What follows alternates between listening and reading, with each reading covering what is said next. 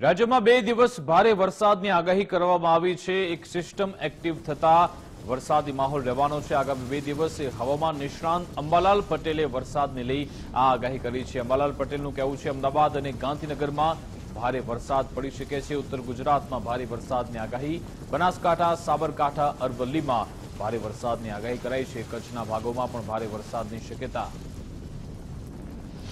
આગામી 2 દિવસમાં અમદાવાદ ગાંધીનગરના ભાગો અંગે જોઈએ તો ભારેથી અતિ ભારે વરસાદ થતાં નીચાણવાળા ભાગોમાં સાવચેત રાખવાની જરૂર છે, કારણ કે આ વરસાદની સ્થિતિમાં લગભગ અમદાવાદ ગાંધીનગરમાં ભારેથી અતિ ભારે વરસાદ થવાના સાબરમતી નદીના કિનારે પણ ધ્યાન રાખવાનું જરૂર છે અને લગભગ નીચાણવાળા ભાગોમાં તો ખાસ ધ્યાન રાખવાનું રહેશે, કારણ કે ઘણી વખત ફ્લડિંગ કન્ડિશન જેવું પણ બની જતું હોય છે।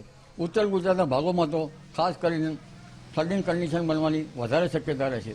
ઉપરાંત પંચમહાલના ભાગો, સાબરકાંઠાના ભાગો અને પૂર્વ ગુજરાતના ભાગોમાં કેટલાક ભાગમાં ફ્લડિંગ કન્ડિશન બની શકે, પૂર જેવી સ્થિતિ, એટલે જનજને કાળજી રાખવી। આ ઉપરાંત સાબરમતી નદીમાં પણ પાણીનો આવરો આવવાની શક્યતા રહે છે અને નર્મદા નદી પણ 2 કાંઠે થવાની શક્યતા રહે છે।